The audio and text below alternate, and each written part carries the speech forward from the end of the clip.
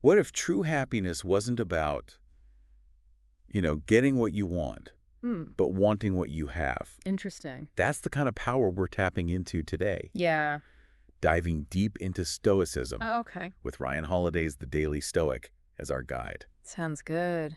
You've sent over some great material, and we're here to unearth the wisdom that'll Yeah. truly resonate with you. It's amazing how an ancient philosophy like Stoicism Right. is having like such a modern moment. Yeah. It's like people are realizing that this isn't just dusty history.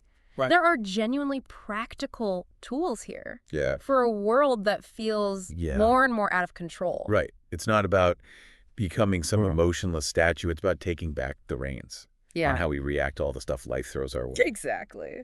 Stoicism is about understanding that true happiness doesn't come from trying to control what we can't, the weather, other people's opinions, the news cycle, but by mastering our own thoughts and actions. Okay, so before we get too far, Sure. let's make sure we're both on the same page. Okay. What does mastering our thoughts and actions actually look like in practice? Yeah. Because I think a lot of people hear Stoicism and imagine like suppressing all emotions, right? That's a really common misconception. Okay. Stoicism acknowledges that emotions are a natural Yeah. part of being human. Okay. You're going to feel joy, sadness, anger, the whole spectrum. Right. But instead of letting those emotions dictate your actions, Yeah. you get to choose how you respond. Okay. It's like Epictetus, one of the big names in Stoicism, said about the two handles. Oh, yeah. Imagine a situation is like a heavy bucket. Mm-hmm. There's always a handle that makes it easier to carry. Right. And one that just weighs you down. Oh, yeah. I remember that from the June 14th entry. Yeah. So if I'm stuck in traffic and already running late, Yeah. I could choose the handle of frustration and honk my horn, which just makes everything more stressful. Exactly. Or I could choose the accepted handle. Maybe use the time to catch up on a podcast like this one, hint, hint, and actually arrive in a better mood. Perfect example. Right. And it's not about pretending the traffic isn't annoying, but about recognizing that your reaction is the only part you have power over. Okay. That's where the real freedom lies. If you're enjoying this deep dive into the Daily Stoic so far, hit that subscribe button for more. Absolutely. But back to the content. This idea of controlling your reactions feels especially relevant in our always-on information overload world. Right.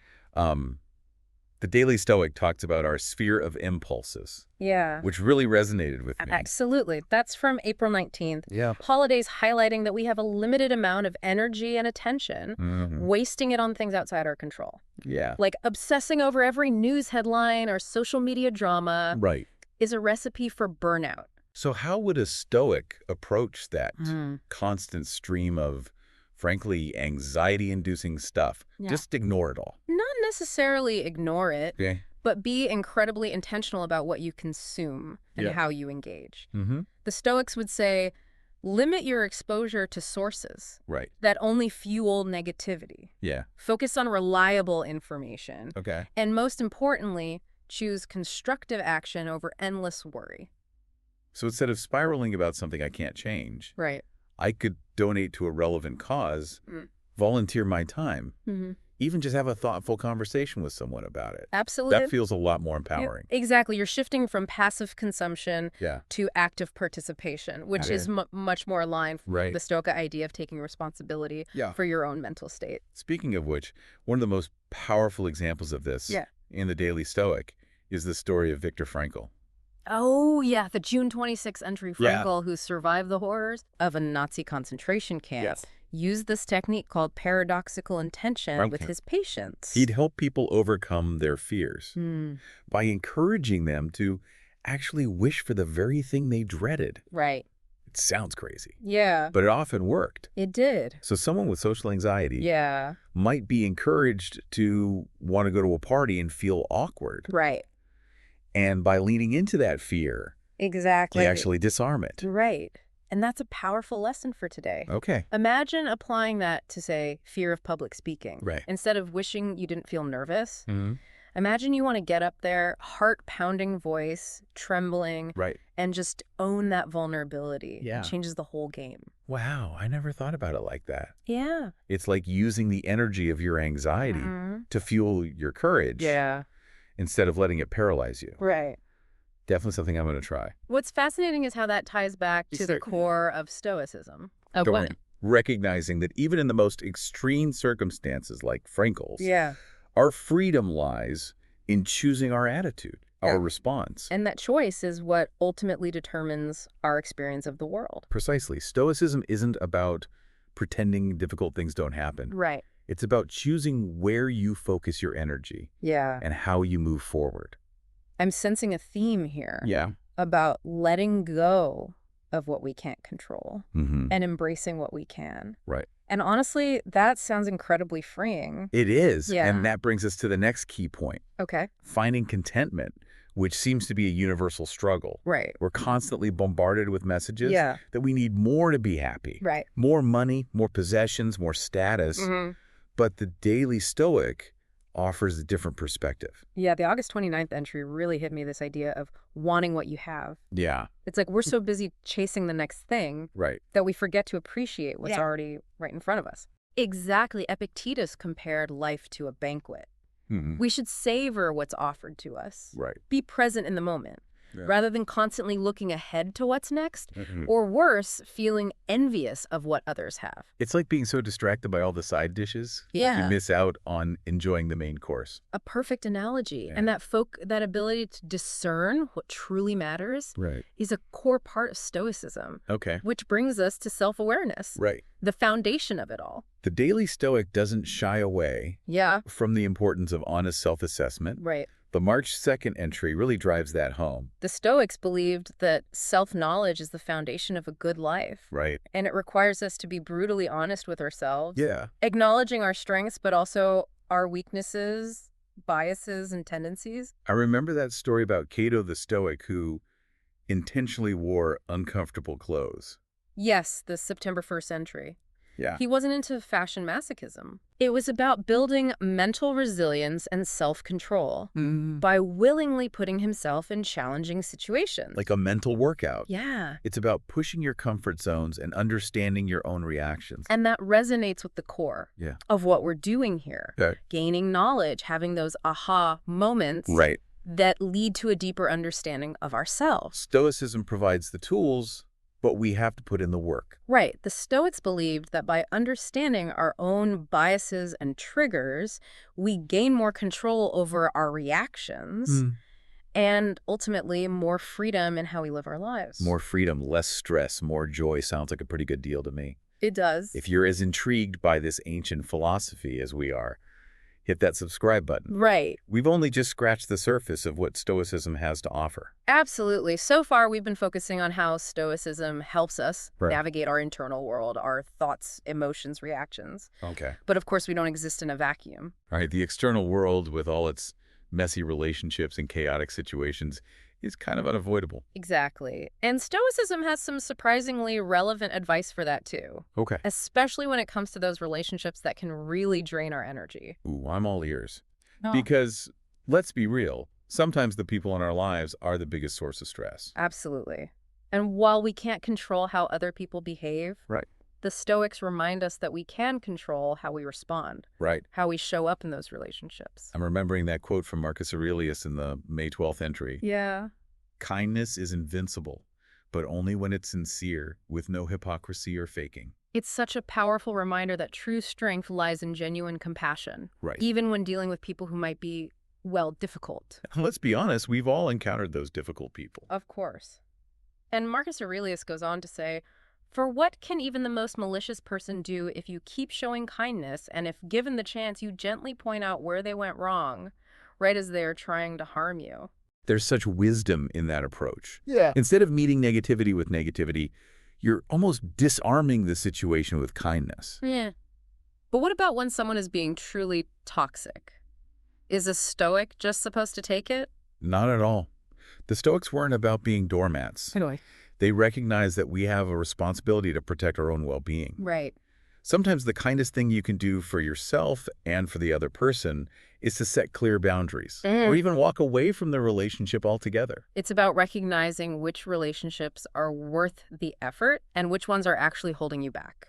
I think that's what the entry on frenemies was getting at, right? The October 18th entry. Okay. Marcus Aurelius cautions against those surface-level friendships that are actually full of drama and negativity. Right.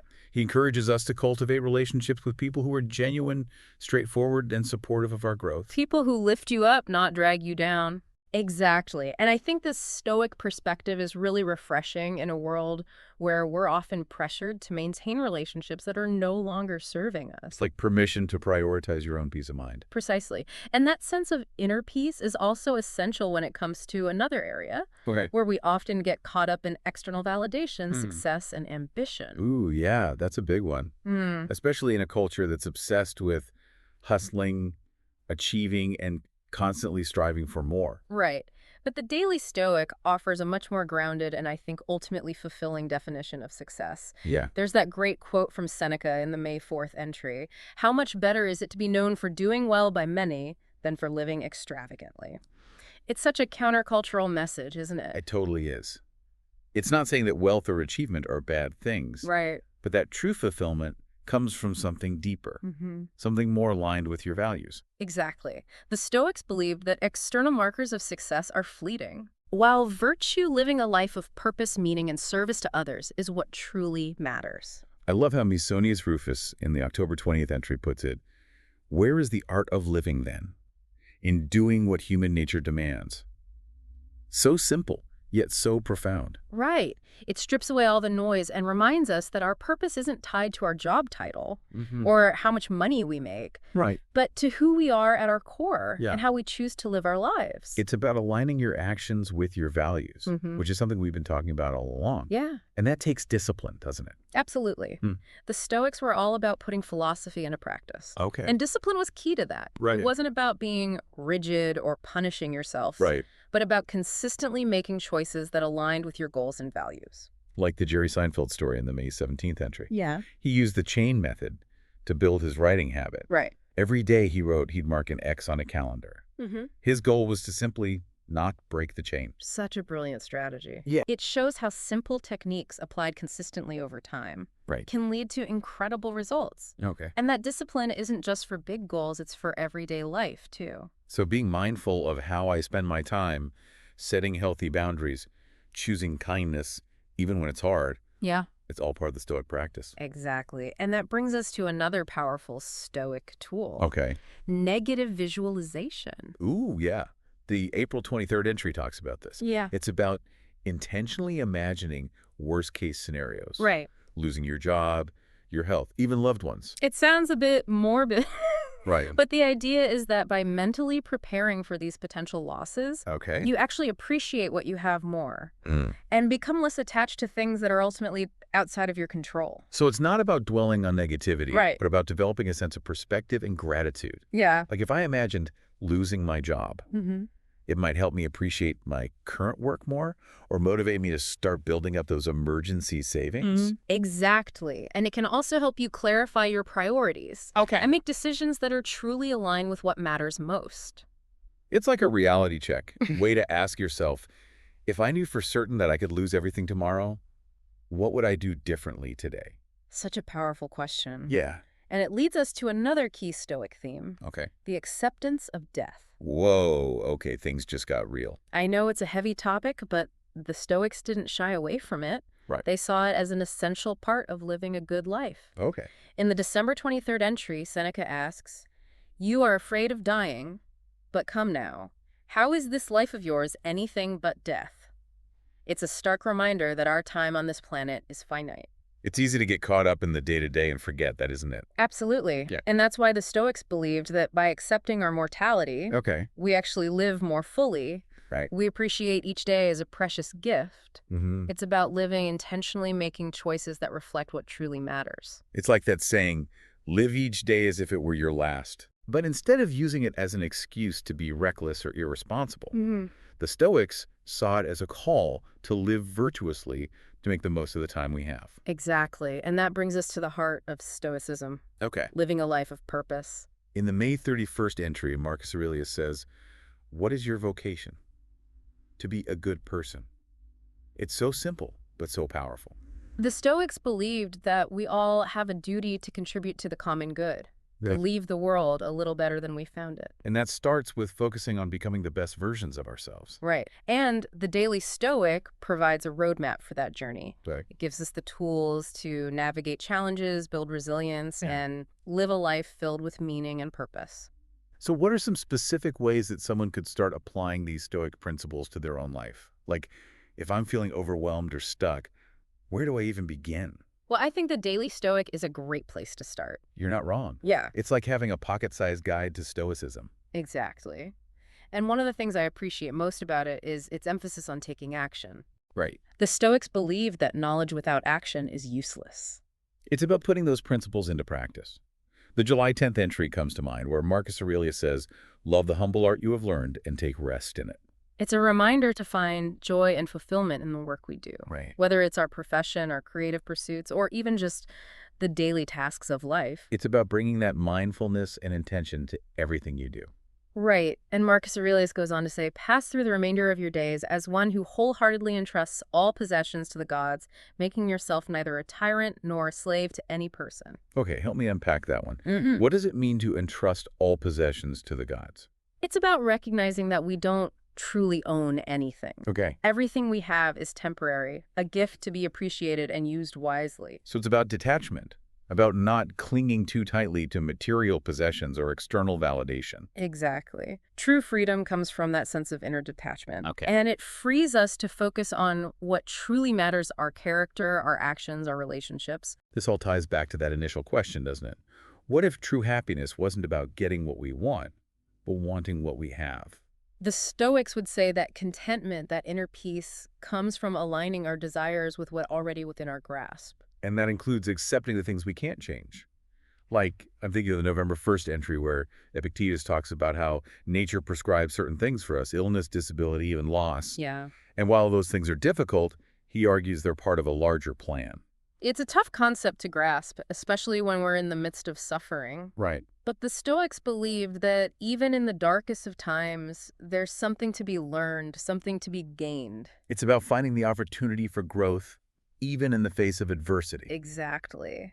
And that resilience, that ability to bounce back from setbacks is one of the most valuable traits we can cultivate. Right. The Stoics were all about turning obstacles into opportunities. Like in the June 30th entry where Marcus Aurelius says, "The obstacle on the path becomes the way." Such a powerful reminder that challenges aren't meant to break us, but to make us stronger. Right. And Stoicism offers a framework for navigating those challenges with grace and resilience. We've covered so much ground in this deep dive. We have. And honestly, it's making me think about my own life in a whole new way. Me too. Yeah. And one of the most beautiful things about Stoicism is that it's not a one-size-fits-all approach. Right.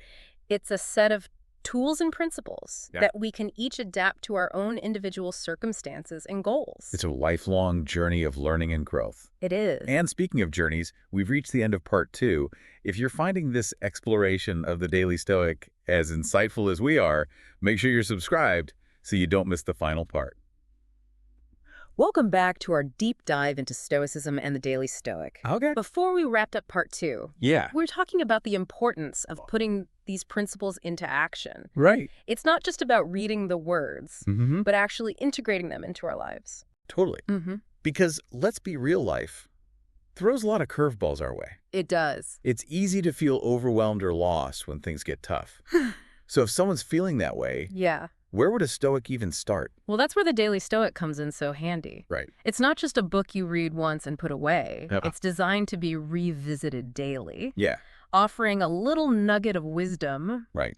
And a practical exercise to help you apply it. It's like having a Stoic coach in your pocket. Exactly. Yeah. And each day focuses on a different theme. Okay. So you're constantly exploring new aspects of the philosophy. And finding ways to weave them into your daily life. One of the themes that's really resonated with me throughout our deep dive is this idea of focusing on what you can control. Right. Your actions. Yeah. Your reactions, your attitude. Yeah. It's surprisingly empowering. Right. Especially when everything else feels chaotic. That's the beauty of Stoicism, isn't it? It gives you a sense of agency, even in the face of difficult circumstances. It reminds you that no matter what happens externally, you always have the power to choose your response.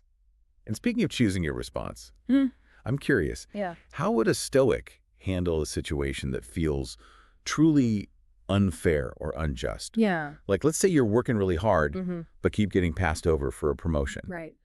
Or you're dealing with a situation that's blatantly discriminatory. Yeah. Is the answer just to accept it and move on? That's a great question, and it highlights the nuance of Stoicism. Okay. It's not about passively accepting injustice or resigning yourself to a bad situation. Yeah. It's about recognizing what you have the power to change and focusing your energy there. So instead of getting stuck in anger or resentment, which, let's be honest, can be totally valid emotions, you might channel that energy into looking for a new job or speaking up against the injustice you're experiencing. Exactly. And even if the outcome isn't what you hoped for, you can still take pride in knowing that you acted with integrity and courage. That makes a lot of sense. Yes. It's about taking responsibility for your own actions and choices, even when the external world feels out of your control. Precisely. And that brings us back to that fundamental Stoic principle. Okay. Finding contentment, not by changing the world, but by changing your relationship to it. And a big part of that is learning to let go of things that are ultimately outside of our control. Right? Like outcomes, other people's opinions, even our own desires. Absolutely. It's about recognizing that true happiness doesn't come from chasing after external validation or clinging tightly to things that are impermanent. It's about finding that inner peace and freedom that comes from detachment. And that's a lifelong practice. It's not something you achieve overnight. It's a journey of self-discovery, self-awareness, and constantly refining your understanding of what truly matters. And Daily Stoic is a fantastic companion for that journey. It is. Each entry offers a new perspective, a new challenge, a new opportunity for growth. Exactly. It's a reminder that the practice of Stoicism isn't about perfection. It's about showing up each day. And making a conscious effort to live in alignment with your values. And that's something we can all do. Regardless of our circumstances or backgrounds. Absolutely. Stoicism is a philosophy that's accessible to everyone. And the Daily Stoic is a wonderful way to begin exploring its wisdom and incorporating its principles into your own life.